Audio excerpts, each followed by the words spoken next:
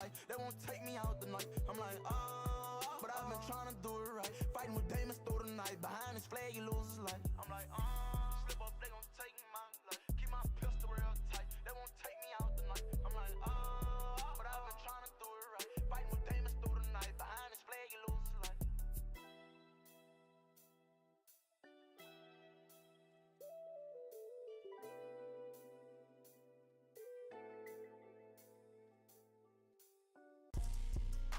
They last words.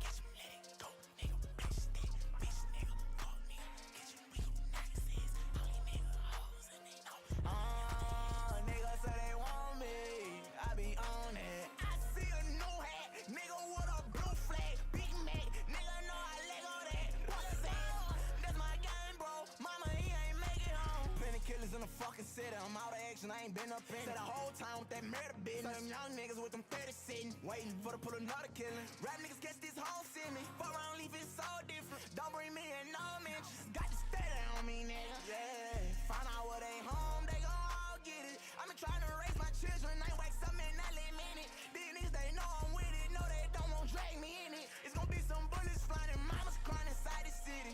They know this murder shit I came in with ain't leave out with it. They know I'm bloody, got more bodies than they whole committee. Ever since the Tyler been a problem, they can't fucking get me. Lil' bro gon' pop out with it. Ring around the rosy, pussy tryna dome me. Know the police on me, they know that they can't clone me. Shorty say she want me, know that I got money. Say that they don't like me, cause I'm always stunting. Yeah. No for a fact, soon as he like that, I'm gon' stretch him.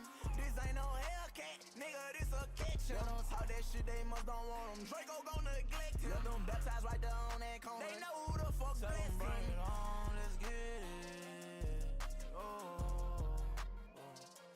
Mama, I got demons inside my body. All these niggas gon' get it, they know I'm right. I tell them bring it on, let's get it. Oh. Mama, I got demons inside my body. They know that I've been chillin', they tryna bring me out. Let's collect they bag. On the phone, my brother, he lurking. We catch him, we do him dirty, we be leaving them now. In the car, all them niggas be swerving, they pulling on side. Nobody left breathing in now. On my knees, on side of the bed, I'm praying with bees. I know they receiving them now. I'm like, God, I'm trying, so please, them niggas be tripping, they steady be bringing me down. I don't give a fuck if kissing now. I just wanna see it burn. Shorty knock his fucking brains out, brains out. Amster at your funeral, just tell your mama invite him out. It's gonna be a fucking bang out, bang out. I see a new way, nigga with a blue flag. Big man, catch him, let it go, nigga. Bitch that, bitch nigga, fuck nigga. Get you, we gon' knock his ass. All these nigga hoes and they know I be on. Tell them bring it on, let's get it. Oh. Mama, I got demons inside my body. All these niggas gon' get it, they know I'm right. I tell them bring it on, let's get it. Oh.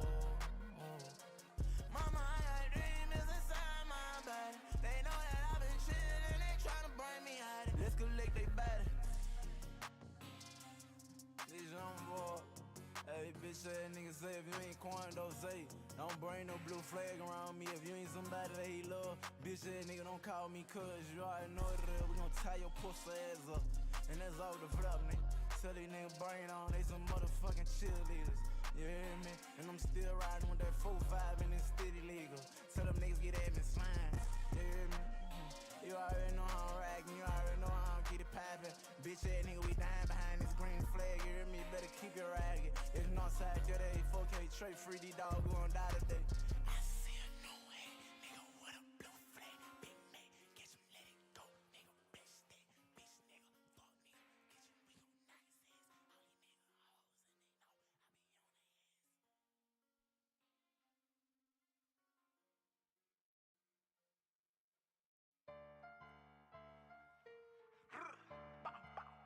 You know, you already know how I get down here, man. These bitch ass niggas, you know I turn out every time.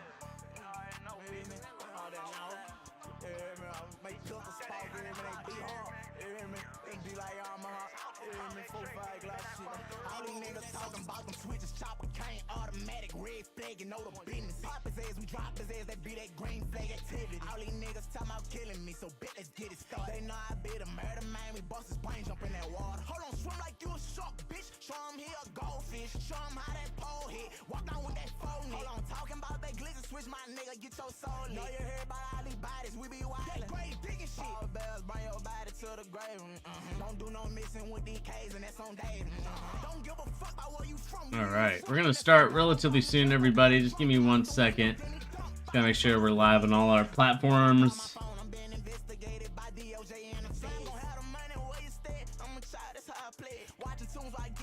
Make sure we're live on the charge. All right, good. We're live on the charge. We're live on Twitch. We are live on Twitch. All right. We are good.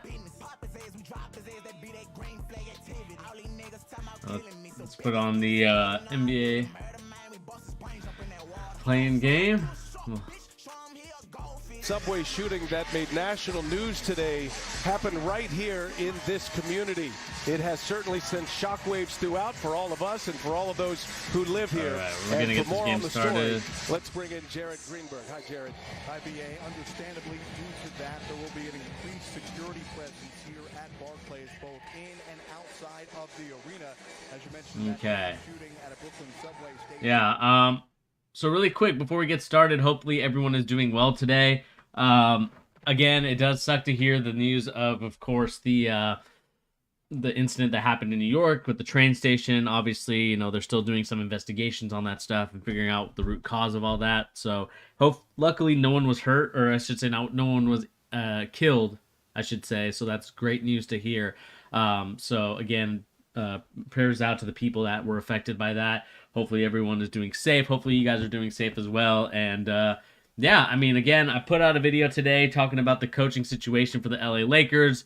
I figured we'd also talk about that as well, maybe at the halftime of this game, and just kind of figure out, like, you know, what team is really, you know, what organization is willing to, like, let go of their coach. You know, we talked about Nick Nurse. We talked about Quinn Snyder. Apparently, it's looking less likely for him. And all that stuff. But before we get started, please remember to hit that like, share, and subscribe button if you're new to the channel. Remember, the more likes, the more subscribes, the more that people are going to be coming to the channel. And of course, checking out the Great Charge channel that is here with me and you know, Tyrese at times and Pete. It's going to be me today, so you know, that's kind of the way it goes for this situation. But at the same time, you know, of course, like I said, we have a game to watch. It's going to be a very fun one to watch, and we are live, so I'll bring the noise back up. Brooklyn with it with 3 to shoot here in their opening possession. Again, What's at stake? The winner gets the 7th seed. The loser gets the winner of the Charlotte-Atlanta game in the play-in. The game between Charlotte and Atlanta tomorrow. The winner of that will match up against the loser of this one, and then you could go in as an 8. So we'll see what Cleveland has to offer. 2 chances. Yeah, but you really want to get that Wow, that should be a travel. tonight if you can. All right, good. They called the travel there. Definite travel. But for both these teams, it also means a little bit more rest and some injury healing for Jared Allen and for Seth Curry, who's playing but has Let's a see bad here. ankle. Garland's in. We got Mobley. Done game. We got Marketed, which is kind of surprising because Marketed is usually the one that you're like, okay, maybe he's going to get hurt, but great screen there. Explosive. Kyrie Irving. Kyrie Irving hiding behind Andre Drummond. I mean, that's great. That's great offensive execution right there. Shout out to Steve Nash for that play call. I mean, something really simple as just a pick and roll top. I mean, all the NBAs are running it right now. There you go, a little Spain pick and roll happening right there. I wish I really could show you guys the film and the footage of this and talk about, like, the different stuff. You know, I think what sucked about the Bickerstaff storyline, if being honest with you guys, is the fact that his team got hurt. Because I think they would have been honestly been a top 4 team if not for these injuries. I mean, Garland had one. Obviously, Evan Mobley had one. And of course, Jared Allen just picked one up. So it's going to be a tough situation for them to kind of claw back. Hopefully, they're able to in the near future. But we'll see as we continue to watch this game. And forcing him into a jump ball there as we look at Steve Nash. Second season for Nash. Okay, let's keep watching. Once again, he is hoping for a second consecutive trip with a victory here tonight. Brooklyn is the favorite, heavy Yeah. favorites. Things could change for Cleveland if and when they get Allen back, if they survive long enough. Up top for Drummond, the catch and the finish. You know, the fact that the Lakers gave up Drummond is crazy to me. I think they could have used him. And maybe that's on the coaching staff. That could be on the coaching staff, but at the same time, you got to find a way to make it work. I'm not saying that Drummond is going to be like an all-star or anything like that. But he's definitely a good player that you want to kind of have around as a rebounder. And the fact that they kind of just said, "Hey, you're just gonna have DeAndre Jordan," and that obviously didn't work out for them. So we'll see. Almost 15 points a game since the All-Star break, and they use See this. Here we go. Again, we're going to pick and roll with Mobley in it. In the pick and roll, and he has thrived in that. There's Karis LeVert and a foul. LeVert, the Give it to former LeVert. Brooklyn Net, spent 4.5 years here. And Garland, Garland with a great so shot. impressive in the way he creates space. That Garland can score in every which way. And Bruce Brown, that's what he does. He rolls to the rim and attacks. If the help comes, he's able to make the next. Hope you guys are having a great day, man. Isaac Okoro, Darius The weather was kind of weird here in Seattle, but like I said, hopefully you guys are. in the league. And Garland finds Mobley, got Drummond up, and a foul and count Gonna give it to him? basket. All right, they're gonna give it to him and one. Evan Mobley. Chance at a three-point play. I know a lot of people are picking Cade Cunningham for the Pass here by Garland. MVP, or I didn't say MVP, or the Rookie of the Year. Sorry, but it's got to be Mobley, man. I understand that he was hurt for a little bit, and I understand that you have recency bias, but you got to give it to him, man. You can't be giving it to Cade Cunningham. That the fact that the Cavaliers are in the playoffs right now, playing game, it's something that's relatively new to the league. So still impressive to make it into the playing game. So I think that he should be. I'm yawning a lot. He should definitely be Rookie of the Year. Mobley at the top of the zone. Good hands. Makes it tough for guards to see, makes it tough to get the ball reversed. Now, since Allen has been out, it's been a little bit tougher because they're smaller in the back line of that zone. So a lot Playing of that zone, baby. Last Friday when these two teams met, bullet pass by Durant finds Brown in the corner for three. What a great find late in the Good clock. shot. And Brown off to a good start. Well, Brown shot 47% from three after the All-Star break. And the corner is where he really thrives. We saw Another him bucket hit here the from long three. Portland or from Brooklyn. I think you're calling a timeout. Durant gives it right back. Brown in traffic. Drummond in traffic. And Markkanen pulls down the rebound. Good defense by the Cavaliers. Brooklyn won 118-107. Great pass. Set up by LeVert's penetration. And although Cleveland had the one win this year, it was a 3-1 season series victory for Brooklyn. So they won the Play a sag off Bruce Brown, okay. As the home team in this play-in game. Drummond a spin. Mobley keeps his feet, but Drummond stays with I mean, the fact that Lakers gave up Drummond, man, I cannot believe. Like, I'm still in shock that they gave him up. And he's the best per-minute rebounder in the NBA this season. the former Cavalier briefly. Andre Drummond is LeVert is. Ooh, nice little and one. Okay. Great shot. Cleveland. A very familiar name here in Brooklyn, one of the fan favorites in his time with the Brooklyn Nets. Good finish. Gets to the rim. This is where Cleveland. Let me see if I can. There's like a ticker or timer besides this. There should be one on YouTube. Let me double check on YouTube. They just couldn't get stops on the other end. Should be like a watch along. Coach right away. They pinned 2 fouls on Drummond. JB Bickerstaff's team was rolling this year, the big surprise team, and then got hit by injuries. Here we go. Fell down into the 8th spot. Here we go. We can put this on. Just have this in the background while we're watching it. Got a chance to get to the Again, they might be a little bit ahead of me, so it's all good. Oh, apparently Who it hits the cannot. deck. Okay. Here it is. Good drive by Bruce Brown. But Garland just There a we little go. late getting there. And the Cavs staying in the zone. Friday they had success getting Durant into the middle of the zone. Whoa, wow. What a Man, finish. Bruce Brown making a huge impact right now at the I playoffs. don't like what I'm I'm seeing with the Nets against that zone is Kevin Durant is just See if I can standing lift this in up the a right little bit. corner, not involved offensively at all right now. Garland kicks it. Laurie Markkanen for three. That's too strong. Drummond with a rebound. Try to keep it more neck level, so I'm not looking down. Durant involved. Kyrie Irving aware of There we that. go. Brown has been on point to start this game. Durant has not taken a shot yet. Probably didn't take the shot right there. There we go. Like, that's his mid-range shot, that little short corner. Like, I just feel like that's automatic when it comes for Kevin Durant.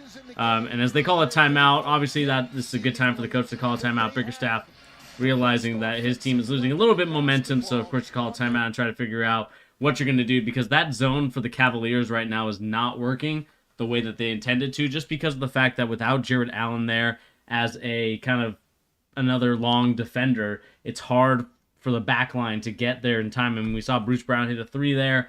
And again, I haven't really studied too much of the zone that the Cavaliers are running. I'm assuming it's just like kind of a little bit of a matchup with, you know, kind of sagging off Bruce Brown. It seems like his corner, or the corner, is his favorite spot. So that's where they're going to kind of have those shots there. And it looks like the regular season point winners. We got Giannis, got Luka. Okay. Assist leaders, we got DeJounte Murray, top 4 in assists. That's crazy. But also, you know, really, really cool to see. Yeah, I need to stop yawning. This is getting ridiculous. But as we kind of wait until the game comes back, I can quickly talk about some news. There wasn't really too much. I mean, Belize trying to consider playing out contract. I mean, that we can talk about that a little bit later. We can talk a little bit about this story here. There's been rumors and speculations now that Ben Simmons is very confident that he'll return to the playoffs. Of course, there's coaches that have talked about this and other things like that. I am just very confused as to what the injury process is with him. Like, you know, an epidural is nothing to sneeze at, right? An epidural is huge. It's a big time thing for any player to get. And the fact that, in my opinion, that Ben Simmons had to get an epidural is a huge concern. And the fact that there's no sort of like, oh, you know, let's wait and let's see. This is what the story goes on to say. Ben Simmons is very confident, and the story goes, there has been an increasing optimism around the Brooklyn Nets that Ben Simmons will be able to make up his season debut during the playoffs. Simmons is working his way back from a back injury. He is told he is very, very confident he'll be able to make a return at some point in this first round series, said Shams. I think games 1 and 2 in Boston is too quick, but I think after that is when the window opens for Ben Simmons to return to open up. Even if he's able to just give him 15 or 20 minutes, that's a game changer. I just don't see it. Like, again, I think that Ben Simmons should take this year. If he does have that back injury, I think this is definitely going to be one of those situations that you definitely need to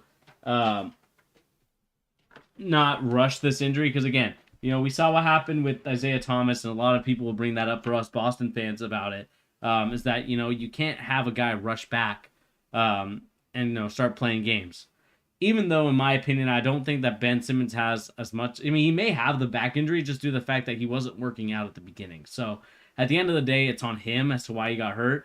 You know, there's a multitude of reasons why he got hurt. But, again, I think that the fact that he used the mental health card and no one's really checked him on that, it to me is a little bit concerning around the league.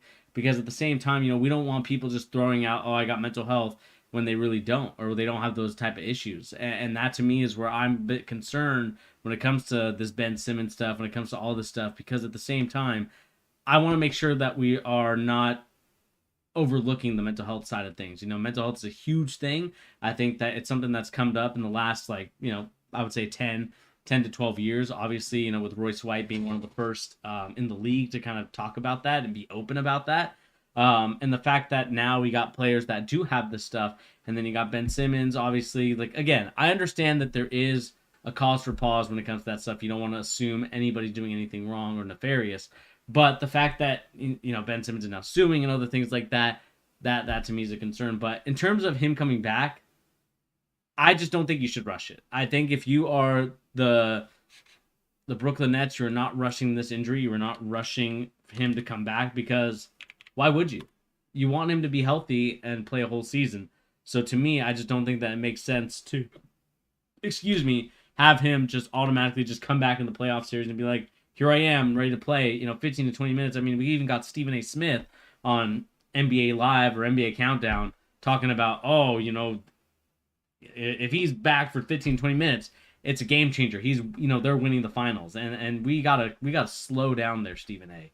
That is definitely not happening. They are not winning the NBA finals, not with the unhealthy Ben Simmons. And I don't think Ben Simmons is going to be healthy. And then you're going to get the excuse card. Oh, Ben Simmons wasn't healthy and other things like that. And that to me is where we kind of start, where I think we start losing a bit of reality when it comes to this stuff. So in my opinion, I think that you let him sit a year. I don't think that there's no way that you let him play. Because I think that this would be a huge, I wouldn't even say red flag, but definitely not something where I'm not confident in his ability to play this season, because I don't think that he's been in game shape. There's no conditioning and all that stuff like that. So to me, I think that that's where the concern comes from in terms of having him out there. And again, I have another tweet coming from Scoop B talking about that the Nets players have been challenging Ben Simmons in practice, and Simmons' confidence is at all-time high per Scoop B. And of course, shout out to Tyrese for sending me this earlier in the day. He walks around like he's Jordan. And to be honest with you, from all the scouting reports that we have gotten throughout the years about Ben Simmons, that's probably true. He probably does think that he's Jordan. He probably does think that he's the best player to ever play the game or to ever walk the earth. And we all know that's not true. And I understand that you have to have that demeanor to carry yourself like that to get to where you're at, right? So Ben Simmons, he had to be cocky, he had to be all this stuff so he, could get there and make his money and other things like that. But at the same time, I am a little bit disappointed, in my opinion, and again, this is just my thoughts, the fact that there's no humility and there's no sort of like, okay, I understand that like I haven't really been playing my best basketball in the playoffs and I need to change that. Like defensively, Ben Simmons is great. Like Ben Simmons does what you need him to do. He defends well. He does all these things, all these great little things that no people talk about besides the stat sheet. Like the points, rebounds, assists, and all that stuff. Everyone talks about that all the time. But at the same time, you need to have some humble. You need some humble pie, because we're all not, the all end all be all, right? We're not, to me, what this kind of signifies is that I think he's out of touch with the reality of where he really is at, and to why he probably hasn't taken a jump shot for a 3-point attempt, or like hasn't shot a lot of threes in his career, is because he doesn't think that he needs to, because he thinks that he is the best player. He thinks he can get into every area, any nook and cranny that you can get on the court. Like he's thinking that he is that. But where I find it frustrating, in my opinion, for all this stuff is more so in the fact that I think that Ben Simmons just needs a break. Like, just let him take this summer off, let him do all this stuff, and then come back into the season fresh. Because I don't think that this is necessarily working for him. The only thing I would say is, like, during that break is just to work on your jumper. And that'll continue to be my critique. That'll continue to be my kind of exit meeting. If I'm with the 76ers, or if I'm with the Brooklyn Nets now, like, you have to start shooting the ball. You have to start shooting 3-point shots. And I don't want to see any more YMCA footage of you shooting a half-court shot for you not to take those in a game. Like, the stuff that you show on highlights and other things like that, I need to see that stuff in a game. I can no longer see, like, all this, he's got this great, layup dribble package, and, he's going to be using this in the game. Like, you can see that he's really improved. I need to see that stuff in the game. I cannot, for the life of me, I think that Ben Simmons has the ability to at least be a threat, but excuse me, at the same time, it's frustrating to continue to see that Ben Simmons has yet to learn the lesson that I think a lot of us have been asking for him to do. And again, I know I'm going way into this, during the Cleveland Brooklyn Nets game, which probably a lot of you are here for. But at the same time, I had to bring this up because it is just frustrating to kind of see, where the Cavaliers are at the moment. Or sorry, not the Cavaliers. I'm just watching them right now on the screen. To see where the Brooklyn Nets are at right now, and seeing that Ben Simmons could be there but is not there. Like, if he's healthy enough, he should be playing right now, but he's not. And so to me, like, with this back injury that's super serious, I don't think there's any reason to rush him. Let him calm down.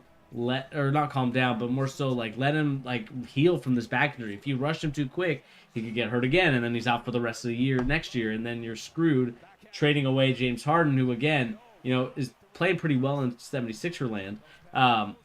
Just having, Ben Simmons just kind of rot on the bench, or not maybe rot, but just sit there on the bench and be a supporter rather than a player, which is what you need him to be since you paid him, or now are going to be paying him all that money. But let me know in the comment section down below, what do you guys think about this? I mean, Ben Simmons, confident he can come back. Do you think he will? Do you think he won't? Let me know in the comment section down below. What do you guys make of the Ben Simmons situation going on in Brooklyn?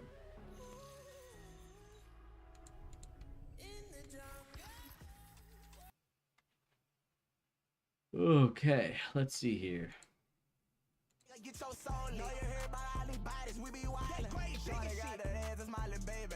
And that's the score right now. We got, let's see here. We got 23-14. I just think that offensively, it's going to be tough because you're going to rely on Garland. You're going to rely on Evan Mobley. And I just don't think that there's enough scoring on this team, to be honest with you. But we'll find out if that's the case. Oh, man. Tired.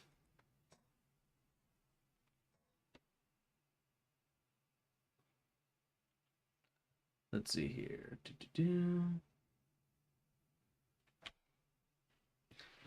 Chelsea's on a...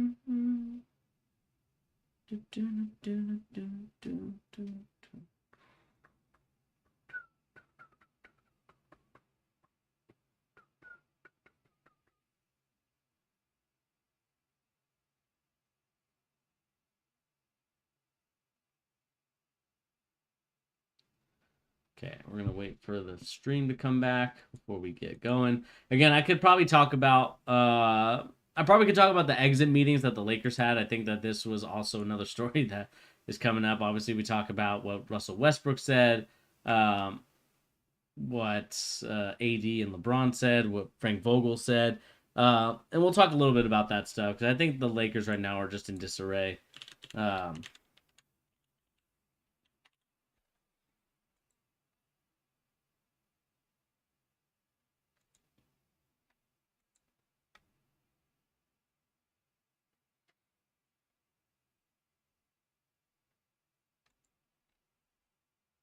And we can talk about what they said in a little bit. Next commercial break, because I think this one's just going to be a little too short. I was talking about getting a fair chance. Pacers emerges as a potential suitor for Russell Westbrook. I mean, again, I think this one's a little bit cap. If this is mentioned by Shams and The Athletic, I mean, it seems like Buddy Hield is always going to be like the piece that they trade for. For whatever reason, they should have just done that trade in the first place instead of having to now do Westbrook. I just don't think it makes sense for the Indiana Pacers to trade him. I don't. But maybe it makes sense to other people, but I just don't think it does to me. We'll see here. Battle of the Belts. We got something on Saturday for TNT. Okay. Let's get back here. For tonight. The best overall record while under 500 at home. These 21-22 Brooklyn Nets, they've struggled here. There are multiple reasons why. Much context included in the home schedule this year for Brooklyn, including missing Kyrie Irving due to the New York City mandate for vaccinations. Kevin Durant missed significant time as well. Go screen action. Ooh. He's met by Claxton. Yeah, it's going to be a foul. Loose ball foul on Brooklyn, on Brown.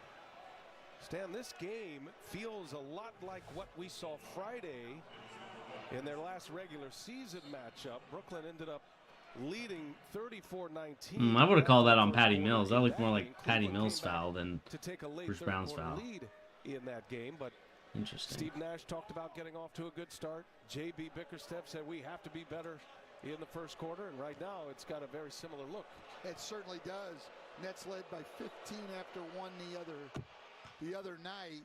Cleveland was able to dominate the middle two quarters, but The big problem right now for Brooklyn, even though they're off to a great start, is that's Bruce Brown's second foul. And Bruce Brown has not only been playing great, but other than Durant and Irving, probably their most valuable player, and was tremendous the other night against the Cavs. Lamar Stevens getting minutes here late first quarter, knocks down the free throws. Also Rajon Rondo on the floor for the first time. He's with Kyrie Irving.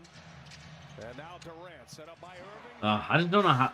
I would need to watch in a full NBA game to figure out, like, and I'll probably pay attention to it now, because it's how they lose Durant. How do they lose these superstar players? Turned and shot it before they could get there. No basket prior to the shot. Boy, it does give you an idea of the speed, the explosiveness of Darius Garland. And tomorrow night we got Next, we've got a big got the matchup, play another games. 7-8 matchup with the Clippers and the Minnesota Timberwolves. That's here on TNT. Tomorrow on ESPN, it's the 9-10s. It's the Hawks in Atlanta to face the Hornets, and then the Spurs and the Pelicans. For more on these games, go to NBA.com or visit the NBA app. I forgot Colin Sexton's out. I mean, they are running thin there in Cleveland. Garland, Kind of sucks that they kind of had their season derailed by that, because like I said, they were so good in the first half of the season. We even shouted them out on the channel, and it sucks to see that they have kind of like faltered because of the injuries that have happened to their players. Kevin Love on the floor. You know, early in the year, they wanted to have 3 big guys out there together.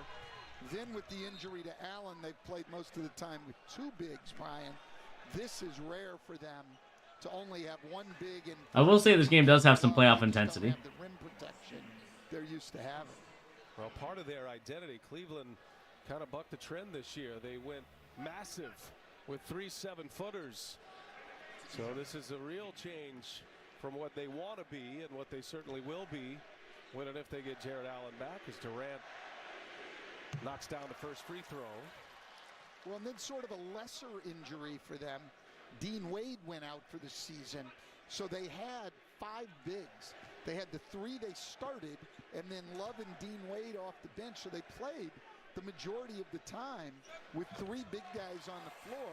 And now we see them, because of foul trouble here in the first quarter, having to play only 1 big guy. Nets have opened up their biggest lead. They have not trailed. And here is Garland. He'll pull a 3. That one's short. Claxton flying high with a rebound. We've seen Drummond start most of these games. We've seen Claxton finish a good number of these games lately for the Nets. Steve Nash extending Kyrie Irving as well. Looks like he's going to run this entire first quarter. And there's a turnover. Garland behind the back. Garland on a Ooh, break. good. Durant right there. Garland can't finish it. Durant denies him again. Damn. Patty Mills on the break. 3-on-1. Kyrie. And it goes. Oof, that's a momentum shift right there. Good hit. Only with 7 shots combined, but they've made all 7. Kevin Love. There we go. Kevin Love, they needed that. Long 3. Good answer. Gives him great rebound. Let's see if they run a play or if they're going to do something here. Some pick and roll. Off the bench. Try to attack Kevin Love. For him, he's adapted so well. Contest Kyrie Irving, doesn't matter. Nothing you can do about that one. I mean, that's just tip your cap off to Kyrie. They're going to give Kyrie Irving a little bit of a break here when they can. Goran Dragic just cleared up the safety protocols, looking to check in. Oh, they need to move McGee out a little bit. Garland with Durant on him. Tries to shake it. That's off the leg of Garland. I think in that case, like, they had the reason why that pass wasn't made. I don't know if you guys are watching it with me or not, but the reason why that pass was not made to Kevin Love there was because obviously you had Claxton kind of just lurking there, being a safety almost to JaVale McGee that's standing at the X, and they did a great job of not like staying with McGee and really just helping out that cut, because that cut could have been deadly. But again, they got to like get JaVale McGee out of the X spot unless he's being involved in a pick and roll screen, because I just feel like it's just clogging up the area, and I just feel like you can't make those passes. And Dragic's going to knock down a 3, and it's down up by 15 right now at the first quarter. Kyrie and KD had scored the last 15 points before that 3-pointer by Dragic. Durant already has 4 assists. See if Rondo can make that. also, and a couple of Nope. excellent defensive plays. Dragic with Garland on him. Using the screen of Durant, gets the switch. Off the feet of Claxton, reset it. Ooh, this is a mismatch. This is a mismatch. Oh, take him. Long three. That one's good. Well, Patty Mills had struggled since the All-Star break, shooting in the low. You got Ben Simmons there sitting down with his Versace with some fine jewelry, I might add. Before coming in and knocks down the first one tonight. Nets on an 8-0 burst here. They lead by 18. Oh, they need As we come to the Yeah, end of course, the just first quarter. to hit that. To shoot. Garland gives it up. Jetty Osman got to take a tough one. Does catch rim. And it's secure. Man, Kevin Love is just not the same Kevin Love, man. Cleveland has no size out there other than Love right at the end. Wow.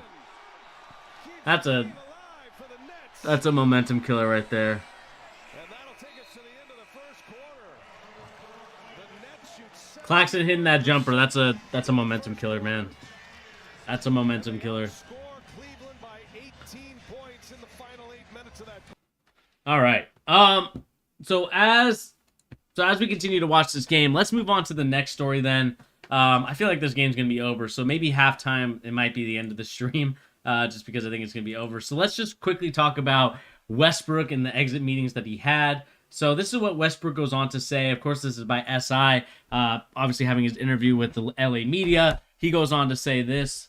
Westbrook's first season with the Lakers was anything but smooth. The veteran point guard struggled, and obviously we know about that. So this is what he said about the All-Star. Believes he was not given an opportunity to contribute and face unfair scrutiny from day one.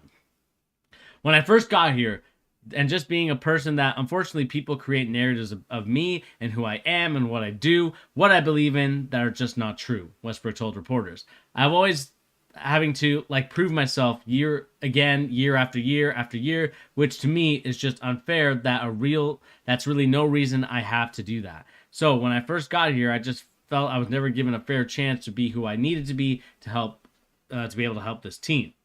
He continues on talking about how the chemistry was not there. And he goes on to Westbrook admitted that he was unhappy with his performance and took responsibility for his role in the Lakers' failed campaign. I'm big on putting a ton of pressure on myself coming into any situation.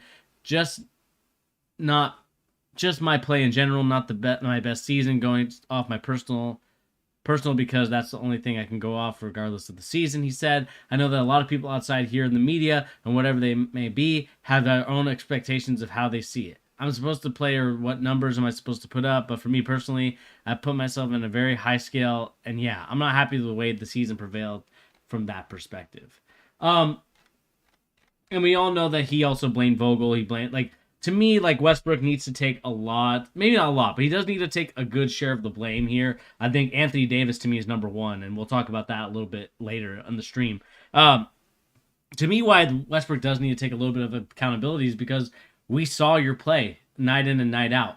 Luckily, I live on the West Coast, so I'm able to catch the Lakers games at night. And you could see it from time in and time out that Westbrook was just not, in my opinion, hitting the shots. He was not really in the best positions to get those opportunities. And, whether or not that may be from LeBron or maybe from Clutch or maybe from Anthony Davis just not being there all the time, it definitely had a huge impact on the way Russell Westbrook played. I mean, my thing for the Lakers is that we know what type of player they were getting.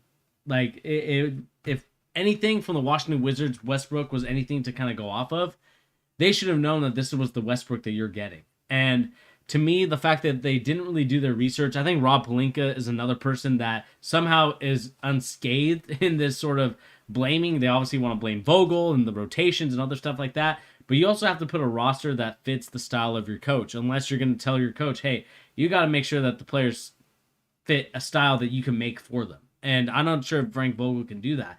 But going back to Westbrook, I just think personally, I think he's a little bit deluded and a little bit delusional in the fact that he cannot blame himself for what happened. Because I think for me, what I'm seeing is that he really did have some really tough moments in this season. You could see it with the way that he shot the ball, with the way that he was turning it over left and right. I mean, he was lucky not to finish as the turnover king this season. Obviously, that went to Trae Young because he played more games. But my thing when it comes to Westbrook is just figuring out like what he needs to do to get better, because in order for the Westbrook and the Lakers to really achieve what they wanted to do this season, he needed to step up. I mean, he was going to be the guy that took, you know, a little bit of minutes away from LeBron and have AD and Westbrook kind of be together as the 1-2 punch combo. But at the end of the day, that just didn't happen. And we can obviously blame Anthony Davis for not being there all the time. We can blame Frank Vogel for not putting Westbrook in the same situations. But to me, it's like, I just don't understand how you can be mad at Frank Vogel and anybody in the coaching staff when they put you in the best situations to win. They put you in those situations to get your buckets, to do all these other type of things. And the fact that that was just not done properly by Westbrook is a little bit sad to me, because I think that he is a really good player. I just don't think that he is understanding that you're now on 4 different teams in the last 4 years. So that's got to tell you something about your play. It's got to tell you something about you as a person. Like, those are things that you can control. Those are things that the only person that can really handle that is you. And you're going to be on your now 5th team in 5 years. I mean, we're going to be now seeing that Westbrook is just going to be on another team. I'm not sure which team is going to want him. But they're going to have to figure out a trade. And that's something that Rob Pelinka, if he's still there, like, the fact that Rob Pelinka is still there is mind-boggling. Because he obviously was Kobe's agent, became a GM, and I just don't think he's done a great job. Like, yeah, you won in the bubble, and I think there was a lot of outliers for that. So I wouldn't really necessarily count the construction of the team based on the bubble. We obviously saw that those players didn't work last year, and they're not gonna, and they didn't work this year. So I think Rob Pelinka's got to go back to the drawing board and really kind of get the opinions and the kind of, especially for the next coach that comes in, whether it's Nick Nurse, whether it's Quinn Snyder, whether it's Doc Rivers, whether it's Monty Williams. Well, I'm not even, Monty Williams won't leave.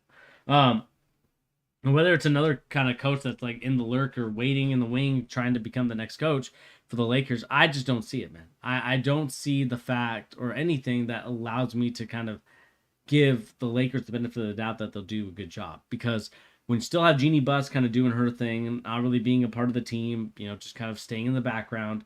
Maybe she's doing like sales of tickets and other things like that, but she's really not involved. And then you also have Rob Pelinka, who should have been fired. And that to me is kind of one of those things when you have those two type of people in your front office.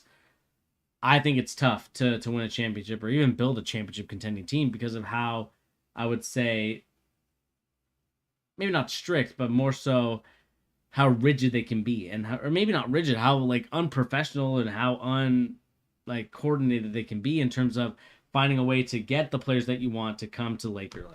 And to me, that's kind of where I'm at with it. As for Westbrook, I think that there probably will be one team that may be interested. I just don't know. Obviously, they talked about the Indiana Pacers. I'm just not sure about that one. I don't think that's necessarily one that I would pick, but who knows? We'll see if they decide to go that route or whatever route that they end up going. But to me, I just don't think that they should be going in that direction if I am the Lakers. I just don't think that that's the right way. But who knows? We'll see how it goes. Again, the Lakers have a lot of stuff that they can do. They have a lot of coaching decisions to make. But at the end of the day, I think Westbrook does need to be second in line for blame. Actually, I'll put him third. I do think that Vogel was a little bit of the issue. Actually, no. Hold that. I'll put Vogel third. So I'll go Anthony Davis, Westbrook, Vogel, Pelinka, and then Pelinka and Jeannie Buss I combined together, and then I'll put the rest of the Lakers organization because they obviously need to be held accountable as well. Because I don't think that anybody could say that everybody on the team tried the hardest. I think there's some players that probably held back a little bit, and I just think that they didn't do a good job of creating an environment for those players to really grow and develop and to be something that we know that they can be. But they obviously are still trying to work on proving that in the near future. So like I said, let me know in the comment section down below, what do you make of this Russell Westbrook news that he is being blamed for all of the Lakers' problems? And then let's see here. I don't think there's anything else in there. So like I said, let me know what you guys think about that story. Okay, let's go back to the game. We got Ben Simmons there in his nice green suit. Play with the Nets? Well, I'll tell you, I think it would be really difficult. I mean, you love his talent, but he hasn't played all year, and there's no chance at this point in the year to get any kind of live 5-on-5 work in with the Nets as Kyrie Oh, knocks man. down another jumper. And Ben Simmons is This is brutal right now. player his teammates need to have time with him to build that chemistry. Oh, never mind. He's wearing because Supreme. He's not a shooter. He's not a spot-up guy.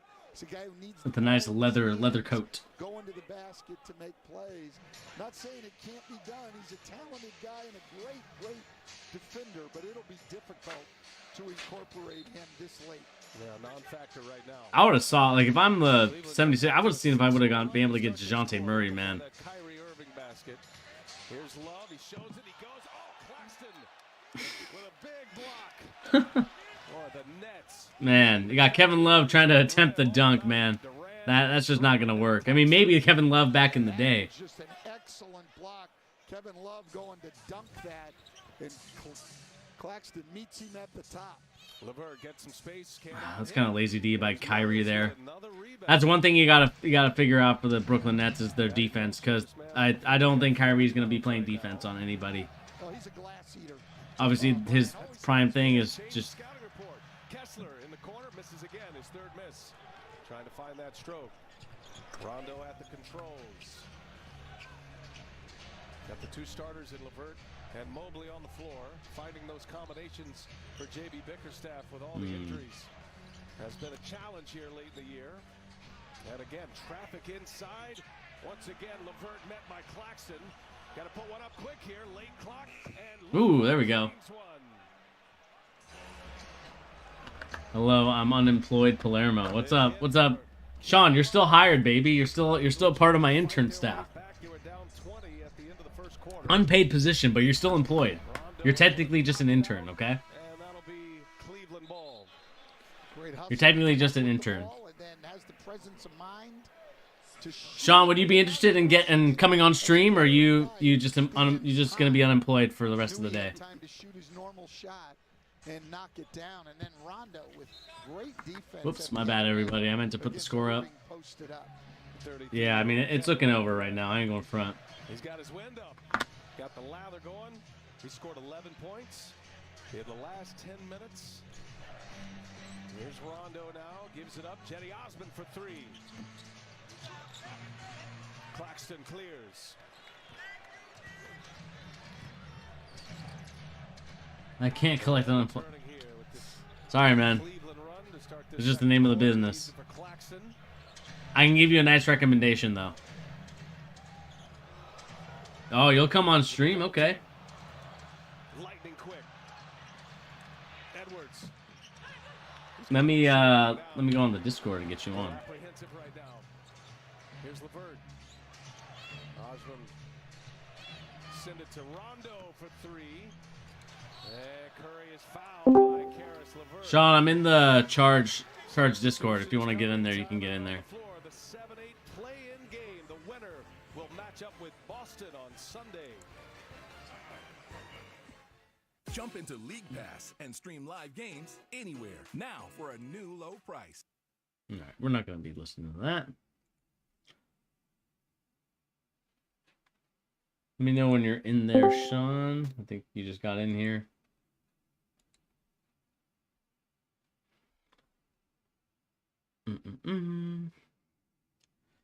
Got the Boogie Oogie in here. Hope we're gonna have to wait.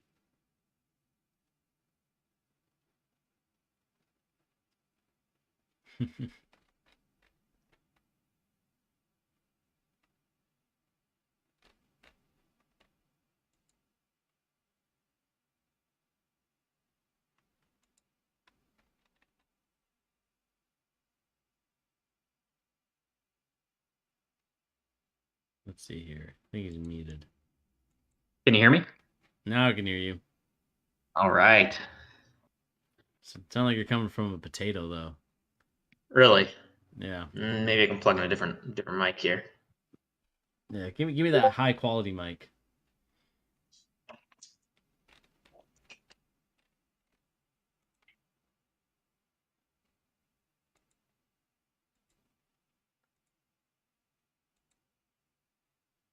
That high quality mic.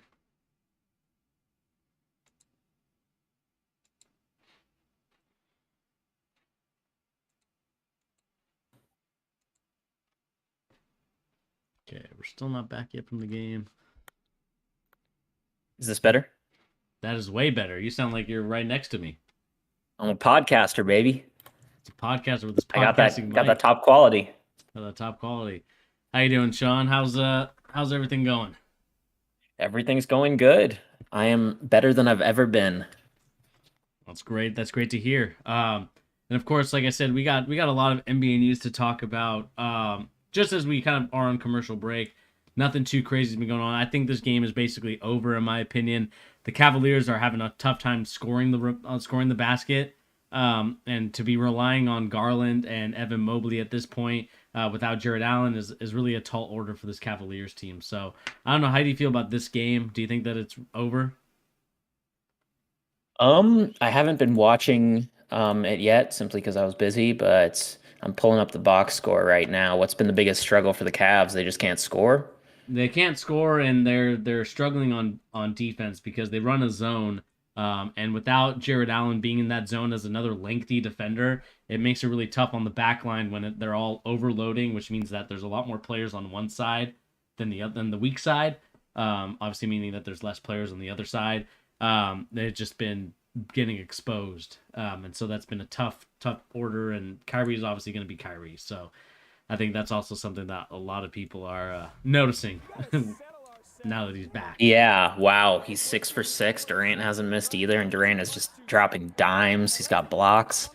They're entering playoff mode, so that's a tall task for the Cavs. Same record, but the Cavs obviously have a lot less star power, and it looks like Karis LeVert is shooting them out of the game, so... Yeah, it's going to be a tough order to ask for the Cavaliers to kind of come back in this game. But, you know, as this game kind of progresses, I'm watching a little bit of it right now, and maybe we can kind of switch over to talking about some topics that I'm sure you have some great opinions on. I talked a little bit today, or so far, I've talked about the Ben Simmons injury news and that he could potentially be back. I don't know if you have an opinion on that. Like, what do you think about the Ben Simmons news? Do you think he will play in this playoffs? I saw that he's walking around practice thinking that he's Jordan Farmar. Thinking that he's Jordan Farmar.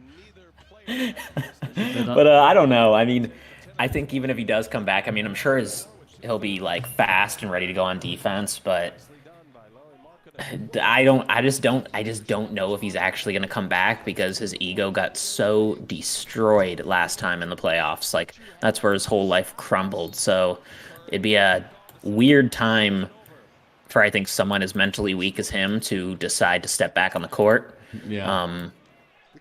But if they can convince him, I mean, he's not one that can be convinced of things, but I guess if he's ready, then maybe. But I have a tough time believing that he comes back this year. Yeah, I do too. I mean, I just don't think, he's not even in full contact yet. And they were expecting him to go in like a week or two. Like, I'm not saying that you can't ramp it up. But at the same time, I'm just not convinced that of the Lakers. Or sorry, Lakers are always on my mind, apparently. I'm just not convinced. Skip.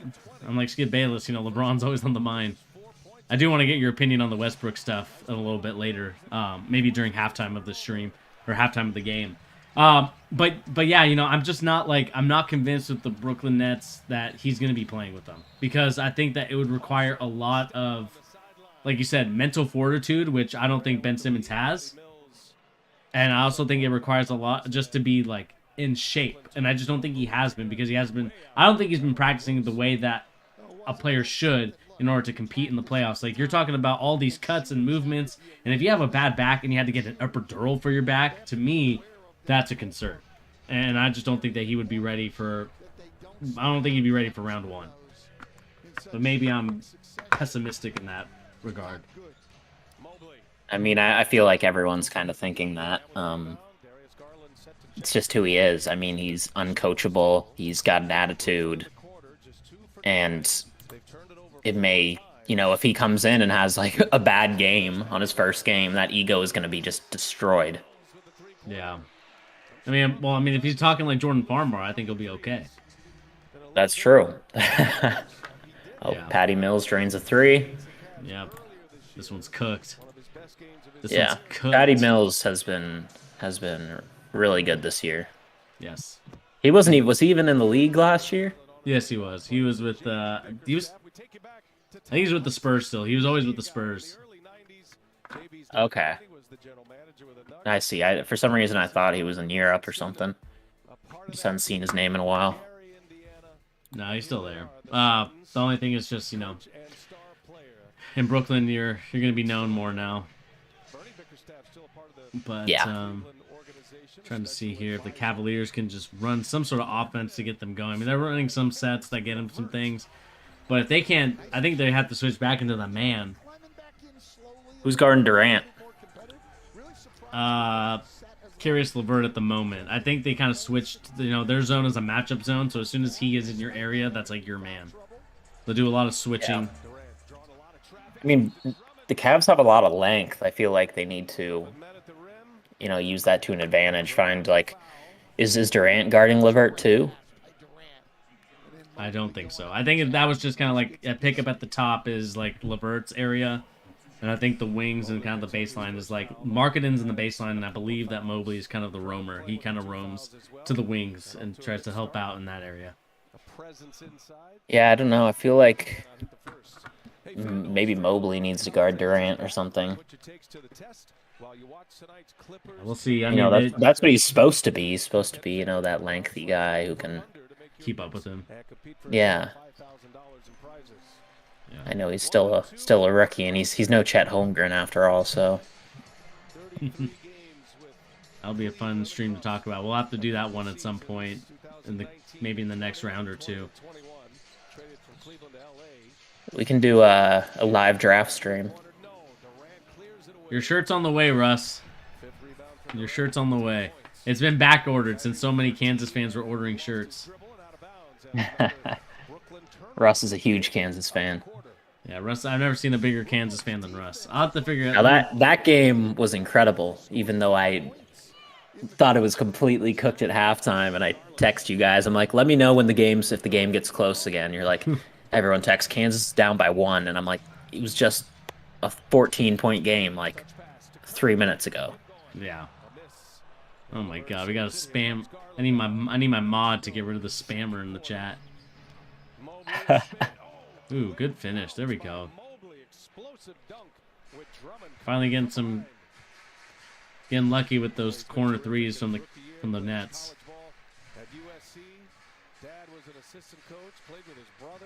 For some reason my stream isn't loading. Oh. It keeps not loading the stream, but it'll make me watch a commercial, and the first commercial is for Viagra, so what does that tell you? They must be listening to me through my phone mic.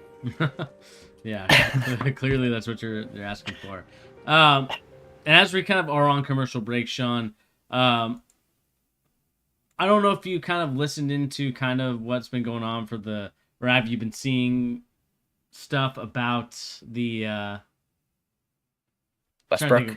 The Westbrook and the Lakers. I mean, what did you make of all that stuff? My God. I think Westbrook is just being a complete child. I mean, AD and LeBron, despite the fact that Westbrook was just garbage this year and just not himself at all.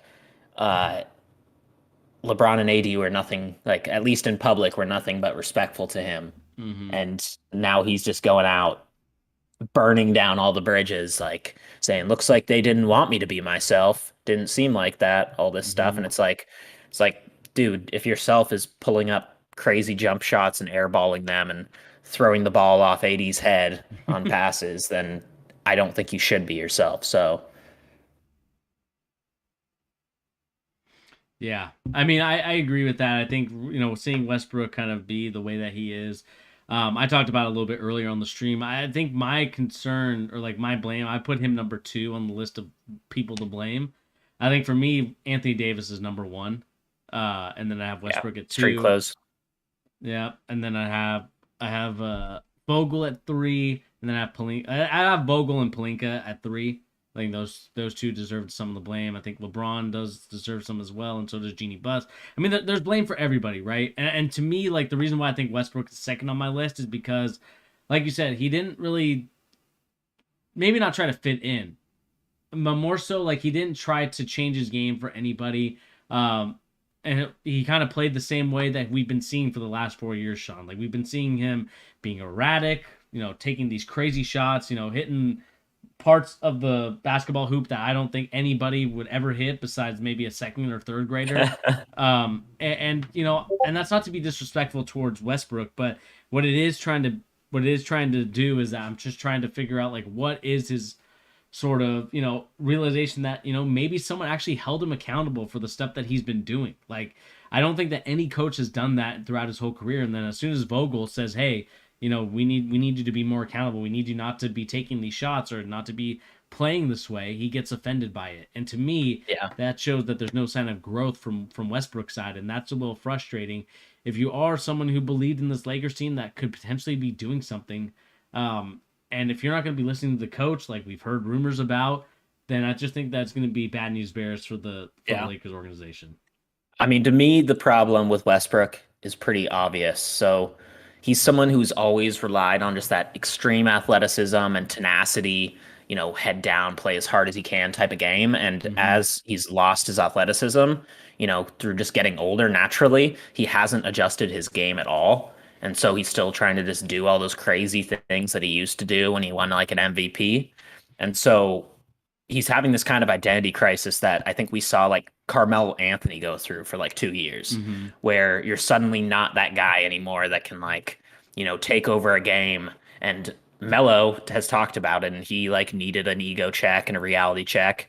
And I think he's been, he didn't have a great season, but he's been a much more effective, like six man or even stepping into a starting role when he was with the Blazers, but not being someone who has to be ball dominant and like force shots. He's been, someone who will step in and actually play the way the system wants him to play. And so once he did that, he like basically renewed his life in the league, because he was like on his way out.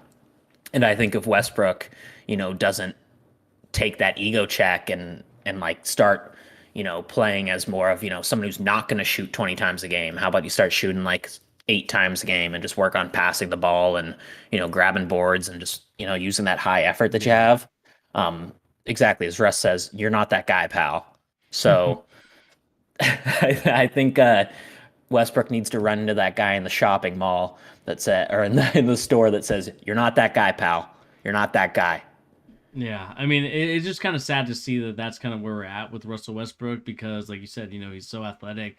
He provides so many different things. And every team that you think he's going to, you think, okay, this is going to be the time where he does it. To me, it reminds me a little bit, and it's a little bit cliche because everybody talks about it, but it's sort of the same situation as like Allen Iverson when he was, going through his Nuggets phase where, he was a good player, obviously did really well in the league. And then all of a sudden, it was about him. It was about what he wanted to do. It's all about that stuff. And then as soon as some of that athleticism went away, as soon as some of that shot making and shot creating went away, like he was just, fizzled out and dissolved out of the league.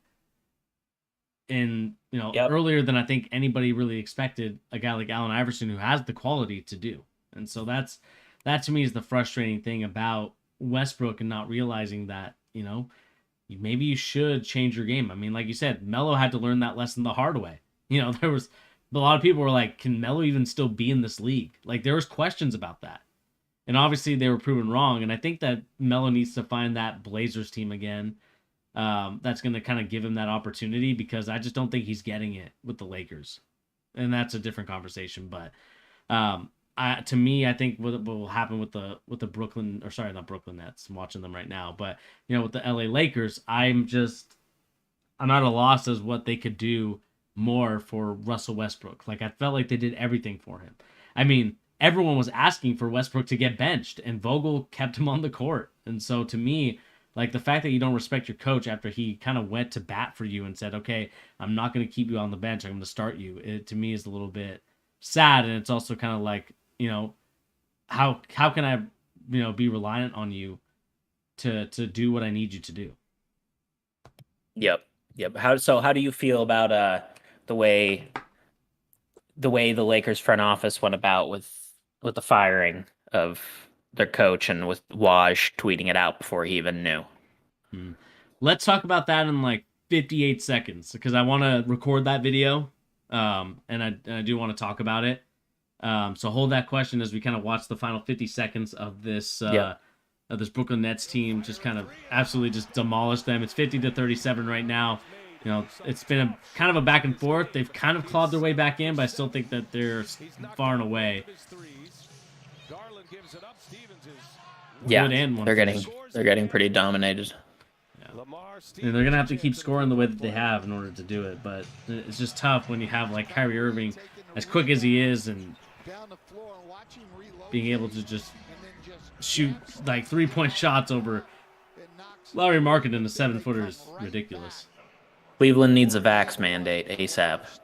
That's the only thing that's stopping the Brooklyn Nets. Lamar Stevens, four-year player at Penn Lamar State. Yeah, this Nets team is not a team that, I think anyone would necessarily want to face, despite their seed. So, are they the 8 seed? They're the 7. Okay, they're the 7.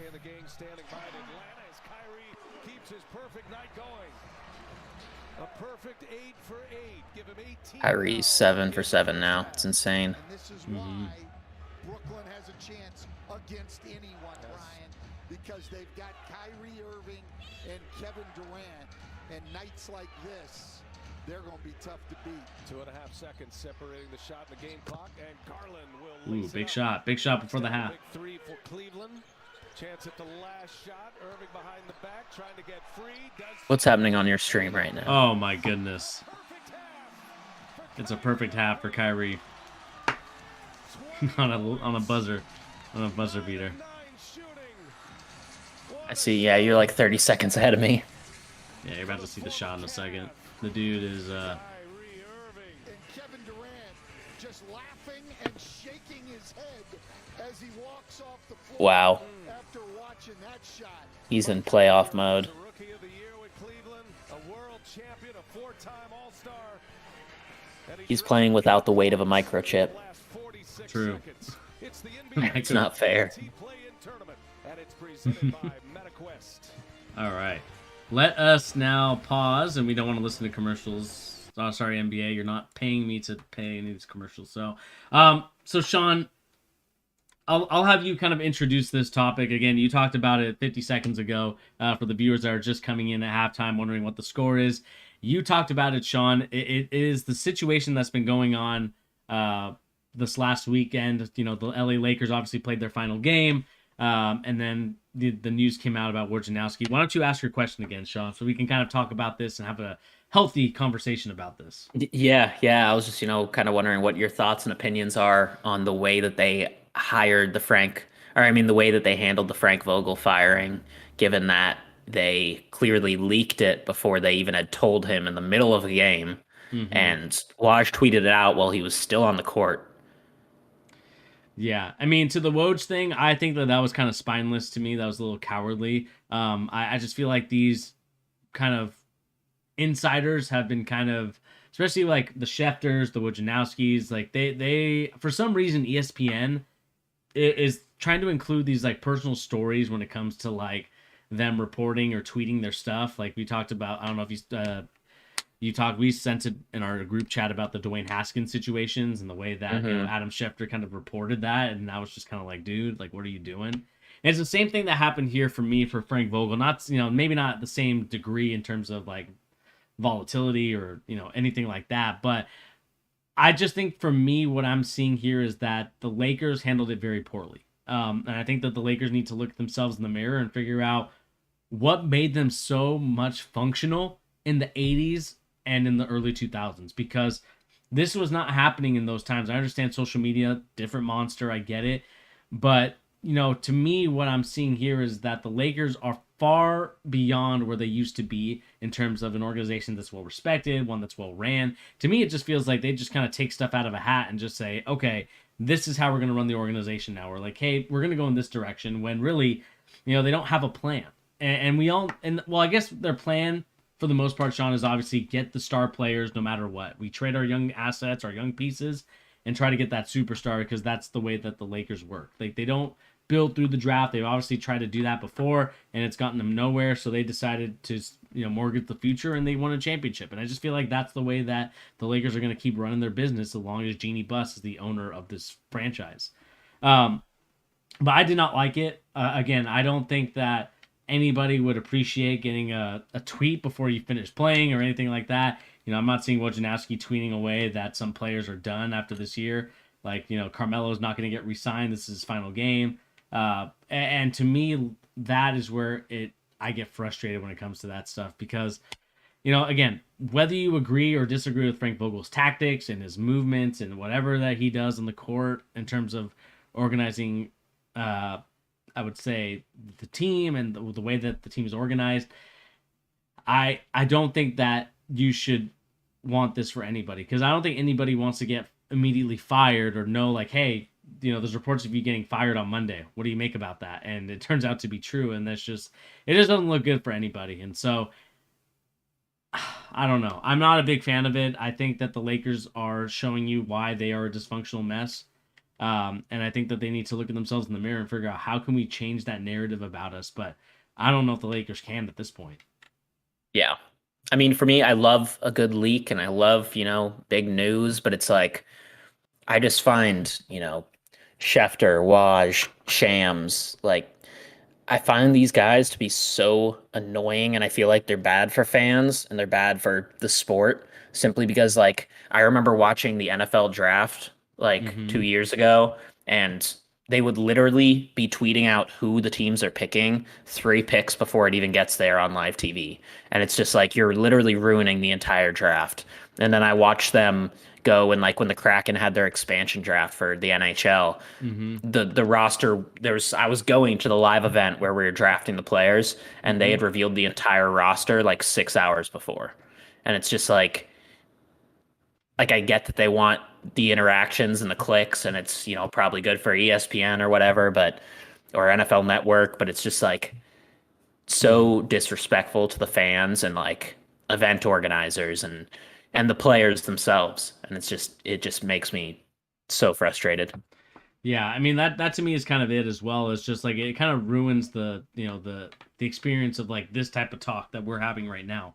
Because, we could be talking about Frank Vogel. We can talk about, hey, who's going to be the next head coach? And then immediately, 2 minutes later, it's Woj and Shams are already reporting on stuff. Again, I don't mind some of the stuff as much, but what I do mind is, like you said, spoiling things and just kind of not really having respect for others in terms of the way that they handle themselves in terms of talking on social media. Like I said, the Dwayne Haskins ones to me really irks me a lot because it's the dude just died. We get it. He wasn't, a quarterback that was, a superstar or a star, but, he was trying to find his way on the roster. He was trying to find his way to kind of get, on a team. He was with the Steelers at the time. And, he's working on trying to get to that spot. And then all of a sudden he dies. It was an unfortunate accident. And then you have Schefter talking about how he was a struggling quarterback. Yeah. And to me, they forget that they forget that they're people before they're actual, athletes. So. Yeah. And to me, they could have just said, hey, Dwayne Haskins died. And, unfortunately, you can say, Commanders quarterback Dwayne Haskins has died. Or former Commanders quarterback has died. Yep. Instead, they, try to add nuance to it. It's the same thing that ESPN does with their NFL draft stories. I don't know if you remember this stuff. It talks about, whenever a player gets drafted, they always bring up, his dad is dead. The dad's dead. Someone went to jail, other things like that, just stuff that just is not relevant to the conversation of a player when it's really just about his family that has, that's dealing with that. And that really should be the response. That should be the thing for the player and himself rather than trying to force this stuff on it. And so to me, like you said, I don't think that this was necessarily the right thing to do, but in terms of the Lakers and the way that they're kind of handling their sort of situation, I mean, this article talks about, Frank Vogel, another sign of the Lakers' dysfunction. And I think that they are dysfunctional. They just don't have a plan. They don't have any type of thing to kind of center them and to figure out, okay, well, let's go this way. Like I said, there's no plan for the Lakers. And I don't know, Sean, if you're a Lakers fan, how should you feel that your coach got fired like this? Are you, how would you feel if you were a Laker fan? I mean, I'd be pissed. I mean, I don't think. I mean, I'd be pissed, but at the same time, a lot of Lakers fans do rub me the wrong way, just because like they've won so many championships and they won one literally 2 years ago, and they act like the world is falling. And yeah, teams have to go through hard times, and it's normal. Um, but obviously, the Lakers franchise is super dysfunctional on like a different level. But I think a lot of that's exasperated because they always are the talk of the NBA, especially given that they have LeBron. And so, I mean, I think there's multiple pieces to it, but I don't necessarily feel bad for like Lakers fans because they did win a championship 2 years ago. And it's like, can't you, be happy for like a bit? Like, it's just.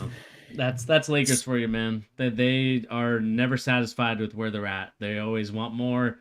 And that's just kind of the way that that's the way LA is in terms of a city. Not to like crap on LA in terms of a city, but they always are like in this like city of lights, city of angels. Like they always want more and more and more, and they're never satisfied.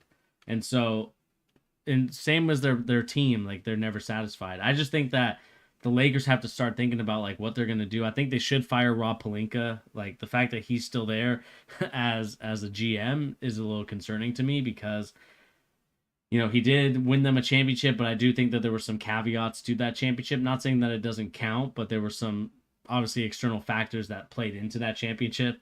And so you can't deny those are not going to affect the way that teams are going to operate. And so, obviously the signings that he brought in, the signings that LeBron brought in, they didn't work this year. And so, whatever coach that they decide to bring in, I know Nick Nurse has been the strong rumored candidate because he is a Clutch Sports he's represented by Clutch Sports, and so there's obviously that connection. I think if Nick Nurse is going to go there, he needs to really lay down the line and say, like, this is the way that I want to build my team and the way I want to do it. And I'm going to make sure that I have a plan for the players to fit that system and mold. Yep. I mean, I remember I told you I thought the Wizards won that trade like bigly. And I got the tweets to prove it. And I feel like they did. Yeah, they didn't make the playoffs, but Bradley Beal also got hurt. And they still have a lot of kind of like development and young pieces. And I think this Lakers team, if they had kept all the players and ran with that squad of having, Kuzma, KCP, Harrell, I think they would have made the playoffs. Yeah. I mean, it just kind of goes to show you that like they had to rely on Malik Monk. They had to rely on these other players that normally Austin Reeves. I mean, Austin Reeves should really be a role player on this team. And instead they kind of had to rely on him to be like the Caruso replacement, which again, I think he's very well on his way at least to be competitive in that sense. But, he's still a young player. You just can't rely on young players to carry your team. And so not in this league because of the way that they come in at a very young age. And I think that this is a grown man's league, and that's why LeBron James loves to have his older players play with him and not have like such young players drafted. That's why he traded away Andrew Wiggins all those years ago. So I think that the Lakers are going to be in a world of hurt in terms of figuring out what they're going to do. Because, I mean, the other thing too, Sean, we got to talk about it, is the elephant in the room is Anthony Davis. Is he going to be a guy that can stay healthy? That's the biggest question. I'm not sure if I can trust him to stay healthy. I don't know. I mean, he's so much like more frail than he was just like a couple years ago. It's like the key to him not getting injured is it's definitely not going to help with him like losing all this weight and like getting slimmer. It's like he used to be just such a dominant big man, and it's like he can still do that maybe if he's healthy, and especially like defensively, but I just don't think whatever he's doing, like he looks so skinny, like so thin, and like it's just he's not the player he was just like even a couple years ago. And so it's tough, but I mean, they obviously have to find a way to get Westbrook off that team, but I don't know who in their right mind would do that, would trade for him. I heard the Indiana Pacers could be an option for Malcolm Brogdon and Buddy Hield. I mean, I wouldn't be trading those players for Westbrook. Like, unless their plan is to tank. They might be. Like, I mean, if the Lakers had traded for Buddy Hield to begin with, like they were, reportedly was one of their targets, I think they would have been. I think they probably could have made the playoffs. Yeah. I mean, to me, like, when it comes to like Anthony Davis, it's just like I would say that they need to figure out what to do with him. They need to start trading him. They need to just get rid of him. Because I don't think that he's going to be healthy enough to really help them win a championship. And in terms of Westbrook, I think that they probably would trade him, Sean, just because I think that they're to the Pacers. I think the Pacers are in this predicament where they need to figure out like who they're really going to build around, because they don't really have anybody. I mean, they have Halliburton, but they need more pieces, and so I think that they're going to figure out a way to trade him. And I think that by getting Westbrook, he could probably lead you to losing more games, and that might be something to look at. I mean, to get Westbrook off the books, so they're going to have to give up like a first too, right? Or something. Yeah, as soon as that first becomes available, it seems like they always trade away their first round pick. So. Mm-hmm. Yeah, I mean, well, when you have LeBron, it's always an opportunity to do a win now situation. Yeah. And so, I mean, do you think? I'm guessing you are of the opinion that LeBron's definitely not going to extend. He only has one more year left, or what? One more year left. I don't think he's going to extend unless there's like some promises that if he stays another year or two, he's going to get a boat or like ownership of the Lakers. Like that's the only way. Where's the best fit for him? Trying to think what would be the best fit for him. I mean, there's a lot of like teams that I could potentially see with him. I think Cleveland's obviously an option just because of the way that they can just kind of hide him in the zone that they play. But I just don't know if like the owner would want him back. Yeah, I mean, do you think he wants to do a reunion or go to a new team? Like, does he want to go to Miami or Cleveland or? No, I think he might go to a new team. I could honestly see him if they have the room for him. They could potentially go to the Warriors. I know that would be insane. And have him and Wardell and Clay. And I think if I'm Bron, I'm taking a vet min and I'm going to Golden State. Yeah, I mean, why not, man? Like you're making all your billionaire, making off all your money in Nike. You have a lifetime contract, and then just use that vet min that you're getting and just kind of use it for. Trying to think what you could just use it for the body, because I mean he spends $1 million on his body every year. With inflation, it might be a little bit more now, but I just think that for him, I don't know. I just don't know what team really he would fit on. Like if he was just like, if I was just to like look at teams, I could see him maybe going. It'd be a stretch, but the Utah Jazz, because he's friends with Dwayne Wade. I think that team is missing like another type of guy like LeBron, and that could be a good fit for him. I think the Memphis Grizzlies could also be a good fit, but I don't know if you want to ruin that young core. Maybe not ruin, but kind of ruin the momentum of it with adding LeBron James and having him kind of be the star of the show. What about the Nuggets? The Nuggets wouldn't be a bad option. I mean, they're gonna have to get rid of some pieces. I would probably get rid of Michael Porter Jr. Yeah. I mean, Aaron Gordon. I'd get rid of him to get Bron. Yeah, I mean, they could also go Chicago. Chicago's not a bad option either. Go to Boston, his long-hated rivalry with Boston. He could join them.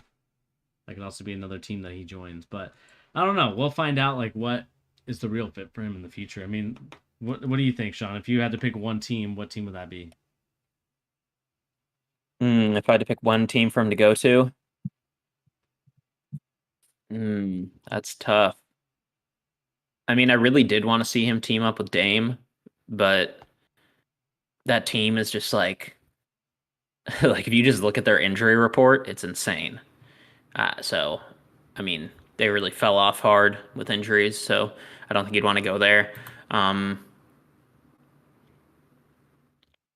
think it depends, because he has to go somewhere. Do you think he has to go somewhere where there's not already someone who's super ball dominant?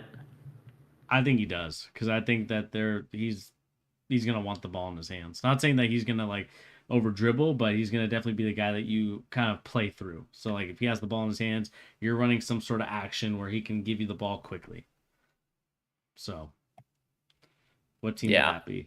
I mean, I don't know. I kind of want to see him play with like the Mavs or something and team up with Luka, but that's, again, Luka's super ball dominant. Yeah. I mean, whatever team he goes to, they're going to have to basically just give the keys to him in terms of letting him run his thing. But we'll find out in the future really what that's going to entail. And then did you hear the rumors of Mark Jackson also potentially being the new coach? No, I didn't. That would be super interesting. He said he would be enthused if he got the Lakers job. let's read into it and make sure that there's not like sources familiar with LeBron James thinking. Okay, I might have reported that Nick Nurse, Coach Juwan Howard also might be an option as well. Now the former coach may be someone to keep an eye on. Name, sort of potential coaching jobs remains to be seen if Jackson would want to return to coaching, let alone return to the sidelines. Oh, I don't know. I mean, what do you feel about the Lakers job, Sean? Like, is it a job that you would want, or is it a job that like you have to just kind of be like a stooge to get or want? Yeah, I don't know. I don't think I'd want it, to be honest. It's just like in such a bad situation with like the way the cap is allocated, and then they had a bunch of like fill-ins on 1-year deals that they probably won't get to keep. Like Malik Monk. Was Kendrick Nunn on a 1-year deal? Yes, I believe so. So he's probably going to go somewhere else too. I think a team will be able to outbid the Lakers on him and just take a gamble. I don't know. Feels like they're in a pretty bad situation. Yeah. We'll find out. Like, I don't know. I'm not convinced. I'll be right back. Yeah. I mean, yeah, I just don't know, guys. I mean, let me know in the comment section down below what do you guys make of this story. I mean, again, I just don't know from personal perspective, like this is really the move that they should be making. I would love for Mark Jackson to get another opportunity because I think he's a great coach. And I think you saw some good stuff when he was in Golden State. Obviously, they unlocked more when Steve Kerr became coach, but I don't know, man. Let me know in the comment section down below. What do you guys make of this Frank Vogel situation? Well, I'd love to know what you guys have as an opinion in the comment section down below when it comes to this sort of coaching situation of Mark Jackson potentially being the new coach because LeBron James is thrilled. Let's see here. Okay. I'm just going to continue to watch the game. Game's back from it. I mean, I think this game is over, so this might be a situation where we might sign off. As much as I don't want to, it's just this game looks like it's cooked. Sadly to say, this game might be cooked. Just because I think they're missing some offensive power fire.